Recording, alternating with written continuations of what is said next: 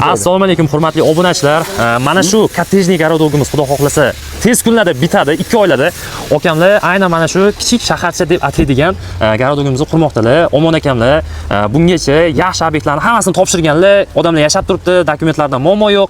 Bu yerda 10 ta kottej tushgan ekan Omon aka. 4 tasini sotgan ekansiz. Hozir shu paytda shu paytgacha, to'g'rimi? 6 ta qolgan, ha. 6 ta qolgan. Bu yerda 2 tasi yashab turibdi dedingizmi? 3 tasi uydagilarga qurib berilgan. 3 tasi uydagilarga 10 tadan tashqari 3 ta.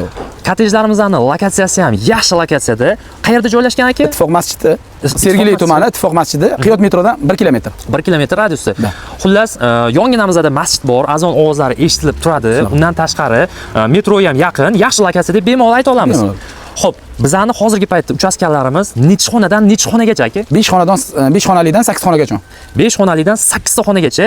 Narxi necha puldan necha pulgacha? 80 mingdan 180 minggacha.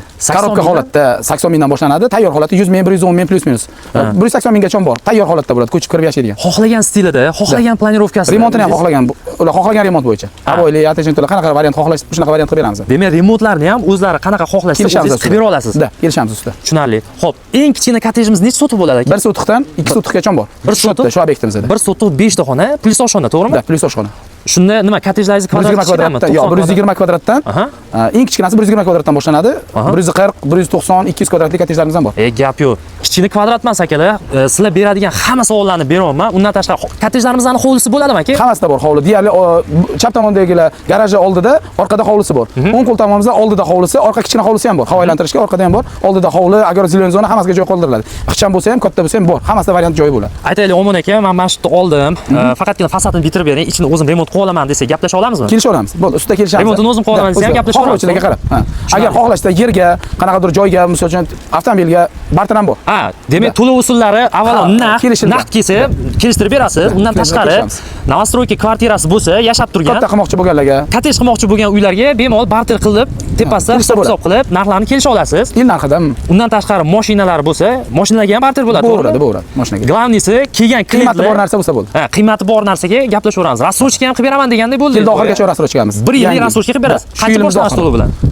Imkon darajasida 30%, 40%, 30 ming, 40 ming, shunaqa boshlanishadi. Dash ketaveradi. Keyin bo'lib to'lashsa, xohlasa kredit qilib bersa, yetmagan summani. Yetmagan summani kredit qilib bersa ham bo'ladi. Agar 1 yilda bera oladigan bo'lsa, rassrochka qilish imkoniyatidan foydalansa bo'ladi. Yil oxirigacha olib bersa, ichida yashab turib. 3 oyda ichida bitkazib beramiz. Xudo xolasa. Aka, dokumentlardan umuman muammo bo'lmaydi. O'zimning nomimda muammosi yo'q.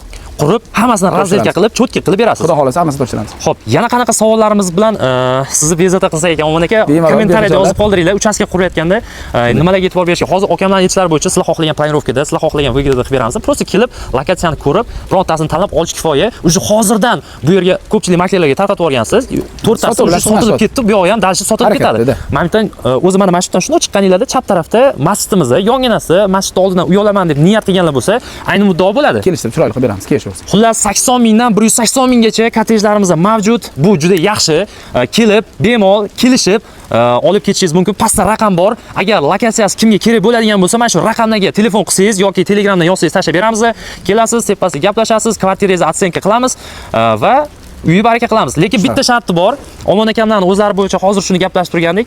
Mana shu kvartiramni kottej qilaman deb kelgan odam boshiga 30 ming, 40 ming dollar berib, harakat qilib, ishni boshlab qo'ygandan keyin yarmiga yetmasdan do'g'ri buzadigan bo'lsa, unaqalarga qanaqa aka?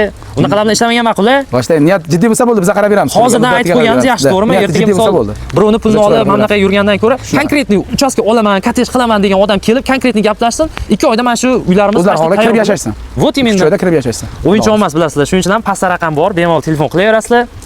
Xudo xolasa kelishtirib beramiz deyapti. O'zimiz ham shu yerdamiz.